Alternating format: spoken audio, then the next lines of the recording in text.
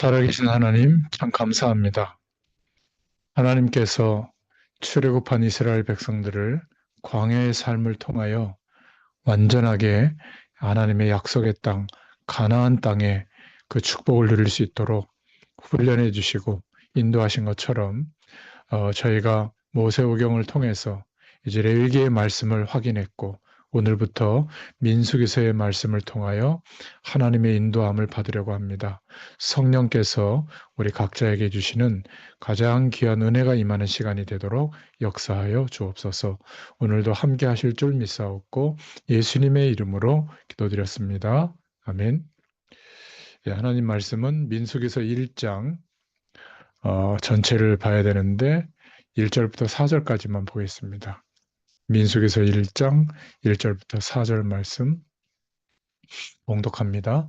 이스라엘 자손이 애굽 땅에서 나온 후 둘째 해 둘째 달 첫째 날에 여호와께서 시내 광야 회막에서 모세에게 말씀하여 이르시되 너희는 이스라엘 자손의 모든 회 중 각 남자의 수를 그들의 종족과 조상의 가문에 따라 그 명수대로 계수할지니 이스라엘 중 20세 이상으로 싸움에 나갈 만한 모든 자를 너와 아론은 그 진영별로 계수하되 각 지파의 각 조상의 가문의 우두머리 한 사람씩을 너희와 함께 하게 하라.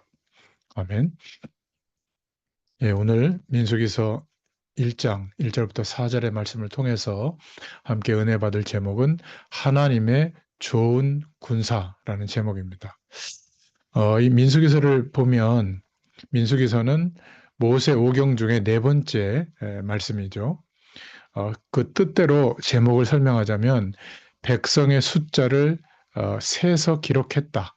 하나 둘 이렇게 세가지고 그 한자로 민수기 그렇게 되어 있고요. 영어 제목으로는 넘버스라고 합니다. 그러니까 한 명씩 카운트했다. 넘버를 넘버스. 출애굽한 이스라엘 백성 즉 하나님의 택한 백성 선민의 숫자를 센 내용이죠. 그 배경은 민수기서의 배경은 출애굽한 후에 출발지였던 시내산 그리고 가데스 바네아, 가나안, 바란 광야를 거쳐 가나안 직전인 모압 평야까지 이렇게 배경을 두고 말씀이 증거되고 있습니다. 민수기서의 주요 내용은 출애굽한 이스라엘 백성이 시내산에서 출발해서 38년간 광야 생활을 마치고 요단 동편 모압 평지에 이르기까지의 여정이 나옵니다. 그리고 하나님께서 가나안 정복을 위해서 충만케 한 이스라엘 백성의 숫자를 센 내용이 기록되어져 있죠. 하나님께서 언약의 백성에게 광야에서 많은 시험을 허락하시고 교훈을 주시면서 요단 동편 땅을 정복하게 해주신 내용이 민수기서에 나옵니다. 그래서 1장부터 10장까지는 광야 생활의 준비에 대한 내용이 나오죠. 신의 광야에서. 그리고 11장부터 21장까지는 모압 평지까지 광야의 시련을 통하여 불신앙하는 1세대는 다 죽게 되고 그리고 세대 교체가 이루어지죠. 광야에서. 그런 내용이 나옵니다. 또 민수기 22장부터 마지막 36장까지는 교체된 언약 백성, 그 언약의 자손에 대한 교훈과 또 요단 동편 땅의 정복과 그를 통한 교훈을 하나님이 말씀하고 있죠. 모압 평지에서 말씀의 배경이 기록되고 있습니다. 자, 이런 민수기서의 계율을 두고 오늘 민수기서 1장의 본문의 내용은 이스라엘 백성이 이제 시내산에서 생활을 정리하고 약속의 땅으로 가기 위한 준비하는 시작을 하죠. 그래서 하나님께서 인구 조사를 시킵니다. 거기에 대한 말씀들이 민수기서 1장의 내용입니다. 그래서 인구 조사를 시키는데 약속의 땅으로 향하게 하시는 분이 하나님이시죠. 창세기는 하나님께서 어떻게 이 세상을 창조하셨고 또 인간을 하나님의 형상대로 창조하셨고 인간에게 왜 문제가 왔는지 회복되는 길이 뭔지 이것을 말씀하고 있죠. 출애굽기는 하나님께서 언약 백성을 이제 구원하시는 내용 그리고 그 백성과 언약을 맺으시는 분으로 말씀하고 있습니다. 절기를 지키게 하고 결국은 출애굽해서 가나안으로 향하게 하죠. 레위기서의 말씀은 우리가 지난주까지 살펴봤는데 그 광야길을 가는 중에 예배와 은혜를 회복하는 것, 성막 중심으로 살아가는 그 축복을 말씀했죠. 이제 오늘부터 보는 민수기서는 전체 주제가 하나님께서 모든 역사의 주인이시다. 그래서 그 하나님의 백성에게 삶의 현장에서 순종할 것을 말씀합니다. 이스라엘 백성이 약속의 땅으로 들어가야 하는 역사적 사건을 앞에 두고 주신 말씀이 민수기서죠. 오늘 1장 1절에 보면 이스라엘 자손이 애굽 땅에서 나온 후 둘째 해, 둘째 달, 첫째 날에 여호와께서 시내 광야 회막에서 모세에게 말씀하여 이르시되 이렇게 말하고 있죠. 약속의 땅으로 들어가는 이 역사적 사건의 첫 걸음을 떼게 하시는 분은 하나님이셨습니다. 하나님이 말씀으로 시작하셨죠. 그래서 하나님은 먼저 이스라엘의 인구 조사를 시작하게 한 겁니다. 2절부터 3절에 보면 너희는 이스라엘 자손의 모든 회중 각 남자의 수를 그들의 종족과 조상의 가문에 따라 그 명수대로 계수할지니 이스라엘 중 20세 이상으로 싸움에 나갈 만한 모든 자를 너와 아론은 그 진영별로 계수하되 하나님께서 이스라엘의 인구조사를 하게 한 거죠. 그런데 인구조사는 이번이 처음이 아니에요. 이번은 두 번째죠. 출애굽기 30장 11절부터 16절에 첫 번째 인구조사를 하게 했죠. 하나님의 성전, 성막을 짓기 위해서 거기에 중요한 그 세를 내도록 하기 위해서 인구조사를 시켰던 적이 있고요.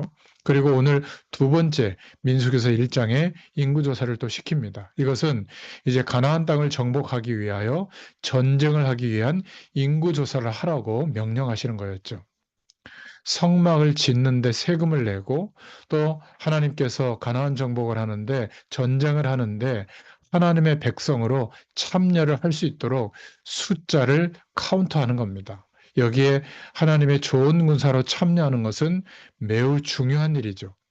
그것은 역사를 이끄시는 하나님과 함께 동행하는 것과 같은 거예요. 동역자가 되는 거거든요.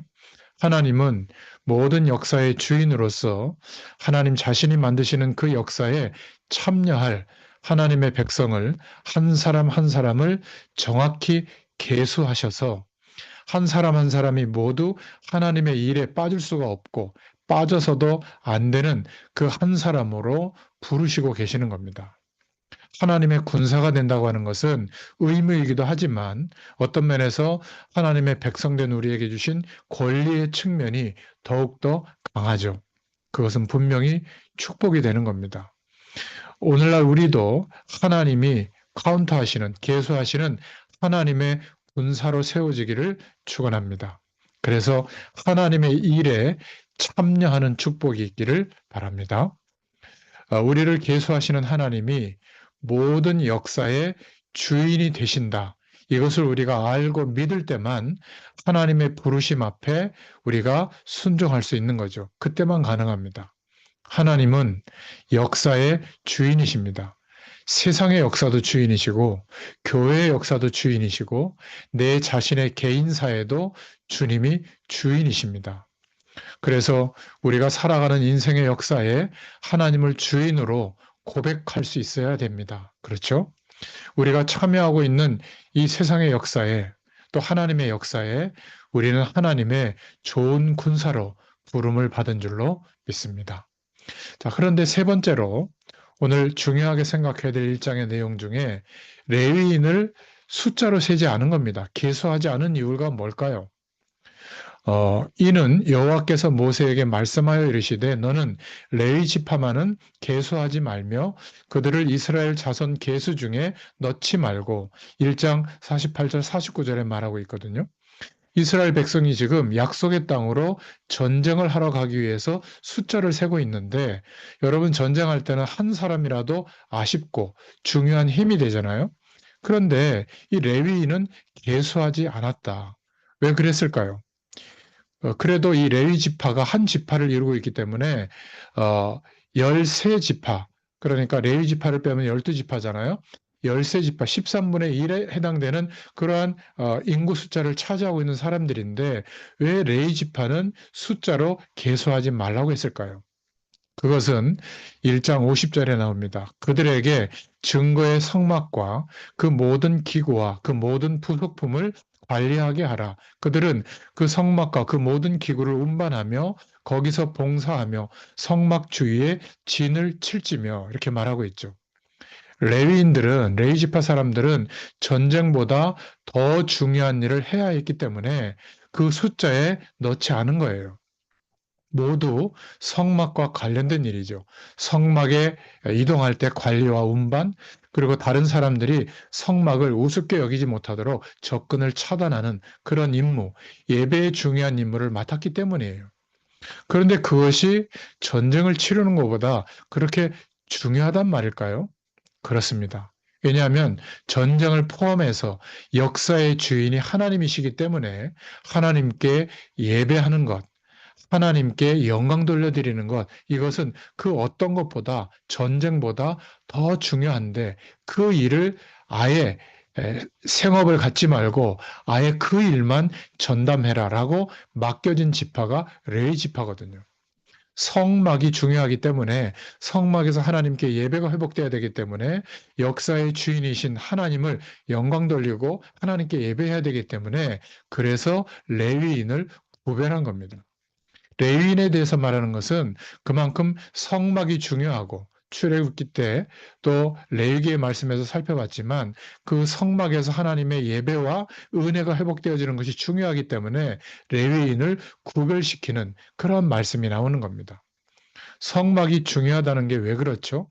바로 성막이 지금 우리가 어디나 예수님의 이름으로 하나님께 예배하면 하나님의 교회 축복을 누리잖아요. 근데 구약 시대에는 성막에 가야만 하나님의 임재를 누릴 수가 있었던 겁니다. 그래서 성막은 하나님이 거하시는 전이었죠. 하나님이 중요하기 때문에 역사의 주인이 하나님이시기 때문에 그 하나님을 만나고 예배하는 곳, 그것이 성막이기 때문에 중요했던 겁니다. 그래서 이스라엘 백성들은 앞으로 광야의 길을 걸어갈 때 민수기서의 히브리 성경의 이름은 광야에서라는 이름이래요. 그만큼 광야 생활에서 눈에 보이지 않는 그러한 눈에 보이는 형상처럼 상징처럼 하나님의 임재를 누리는 성막을 중심으로 대형을 유지하고 그렇게 광야길을 인도받게 한 거죠.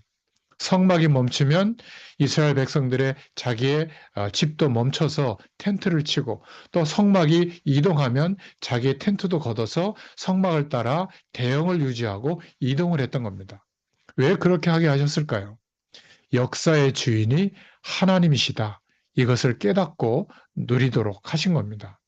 사람들이 보이는 이 세상 배경 속에서 살다 보면 세상의 사건들, 일어나는 일들 때문에 그것 때문에 바빠서 하나님께 예배하는 축복을 놓치고 예배를 빠지고 또 하루의 삶 속에 성경 말씀을 읽거나 묵상하지 못할 때가 많죠.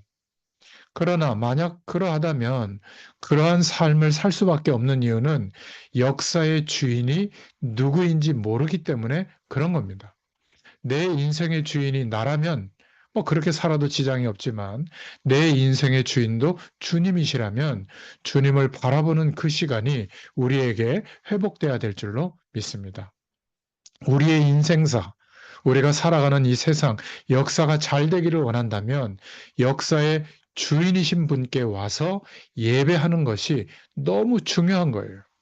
역사의 주인이신 하나님 앞에 나오는 것은 역사의 일에 세부적인 일을 우리가 열심히 하는 것보다 더 중요한 겁니다. 주인을 인정하는 태도거든요. 전쟁을 잘 치르는 것보다 그래서 예배가 중요하고 성막을 관리하고 성막에서 함께 그 축복을 누리도록 하는 레위인의 사명이 중요한 거죠. 그래서 레위인은 전쟁 중에도 성막에 대한 임무만 감당하는 것은 바로 이러한 중요성 때문에 하나님이 그렇게 하신 겁니다. 결국 성막은 역사의 사건, 우리 인생에 이루어지는 일과 별개가 아니죠. 교회의 축복은 우리가 겪는 어떤 일이든 그 인생사의 중심이 하나님이 함께 하시는 하나님 나라의 배경을 누리는 교회의 축복이 우리의 삶의 중심이 되기를 하나님이 원하세요. 그래서 우리는 일주일 동안 열심히 살고 주말에 쉬는 것이 아니라 주님의 날, 다 주님의 날이지만 주일날 하나님께 예배를 드리고 그 예배를 통해 주시는 힘과 지혜와 능력과 치유함을 얻어서 다른 하나님을 믿지 않는 사람보다 하루를 먼저 한 주일을 출발하는 게 한 주일의 시작이에요. 이런 의미가 우리의 삶의 내용이 회복이 돼야 됩니다. 예배당에 와서 예배 드리는 것도 중요하지만 그러한 마음의 중심으로 예배당에 오고 가고 그 중에 예배하는 것 전체가 바로 역사의 주인이신 하나님을 믿는 행위죠. 이게 참 중요합니다. 오늘 겪는 여러 가지 사건들 속에서 역사의 주인이신 하나님을 보고 고백하면서 살고 있습니까? 아니면 뭔가 어려운 일만 터지면 하나님은 잊어버리고 그 일에 막 정신없이 그 일을 해결해 보려고 그렇게 몰두하고만 있습니까? 우리가 하나님 앞에 우리 자신을 한번 비춰볼 수 있기를 바랍니다. 우리가 하나님을 믿는 것은 역사의 주인이신 세계사와 교회사와 내 인생의 역사의 주인이신 하나님을 믿는 겁니다. 하나님은 구약시대의 성막에만 계신 게 아니죠. 지금 우리는 그 어디나 하나님이 우리와 함께 하시는 축복의 배경 속에 있습니다. 어디에서나 예수님이 나의 그리스도로, 나의 왕으로 고백되어질 때 장소적 개념보다도 하나님이 왕이신 나라가 하나님의 나라거든요. 그 하나님의 나라의 배경이 그 고백을 가진 자에게 임하는 거예요. 그래서 우리가 살아가면서 매일매일 겪는 어려움, 문제, 사건이 역사의 주인이신 하나님과 별개의 것으로 우리가 느끼면 안 되는 겁니다.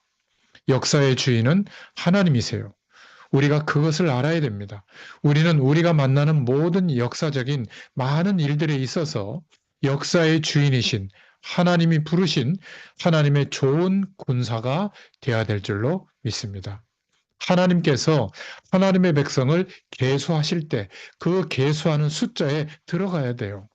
하나님께서 계수하신 좋은 하나님의 군사가 되기를 간절히 기도해야 될 줄로 믿습니다. 그러기 위해서는 무엇보다 항상 모든 역사의 주인 되신 하나님을 바라보는 중심이 되어야 될 줄로 믿습니다.